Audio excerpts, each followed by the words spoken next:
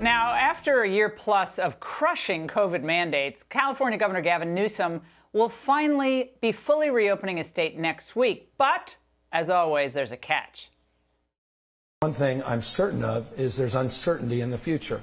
The emergency remains in effect after June 15th. What's the reason for that? Because we're still in a state of emergency. This disease has not been extinguished. It's not vanished. It's not taking the summer months off. Is that the Wheel of Fortune behind me? That's ridiculous.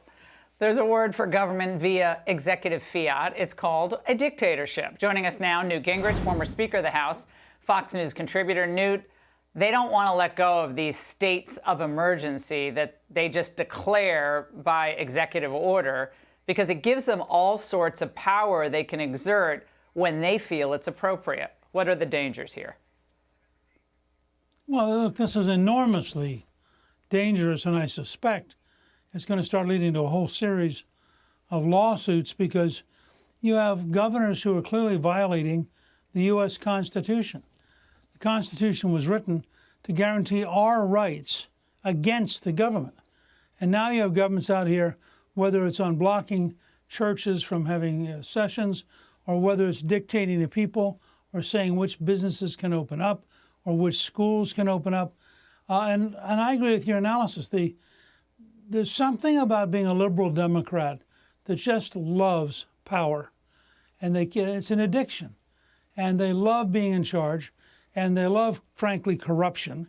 And so they use their power to reward their friends and punish their enemies and to take care of their family and to take care of their political supporters. And I think this is the largest breakdown of the U.S. Constitution in the nation's history, not counting the Civil War.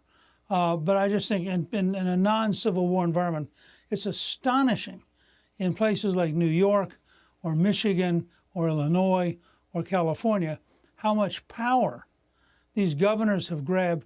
And you're exactly right. It makes them the equivalent of a third world dictator, and it guarantees massive levels of corruption. Now, Newt, if you have the chance to live in, like, let's say you live in Oakland, California, nothing against Oakland, but given what's happened to California, most beautiful state, I think, in the whole country, being wrecked day by day. But if you have a chance to live in Oakland or live in Nashville, why'd you stay in Oakland? LA versus Miami? Well, or, I mean, again, they're just driving people out of these states. They're hollowing them out. Yeah. I think California this last year lost $9 billion in tax revenues as people just left. I think some of the most famous people in California are now in Florida or Texas.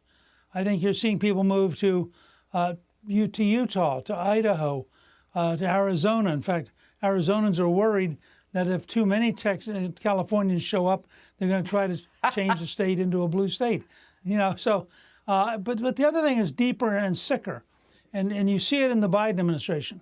There's an entire generation of left-wing Democrats who have total contempt for the rule of law, total contempt for the Constitution, and who believe that it is their God-given right to override the Constitution and to tell you how to live your life, and if you don't listen to them, to use the power of government to punish you.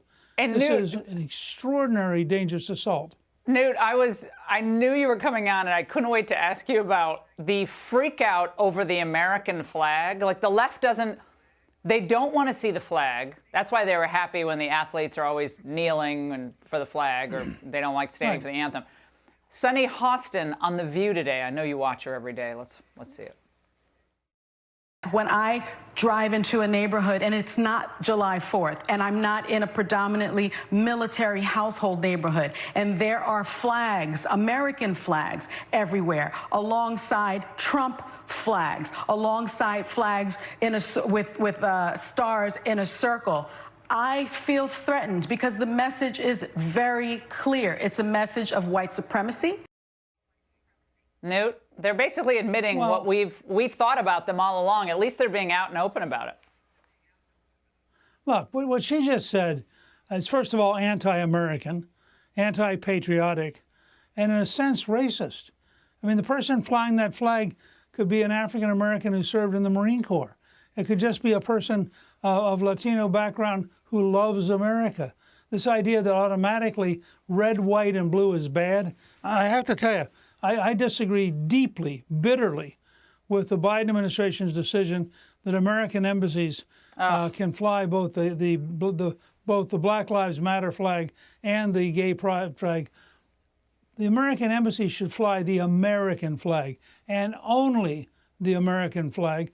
And the Congress ought to pass, there's a bill in called the Old Glory flag, the Old Glory bill, which is very clear. The only flag we should fly at an American embassy is an American flag. Newt, thank you. Great to see you tonight, as always. Hey, Sean Hannity here. Hey, click here to subscribe to Fox News YouTube page and catch our hottest interviews and most compelling analysis. You will not get it anywhere else.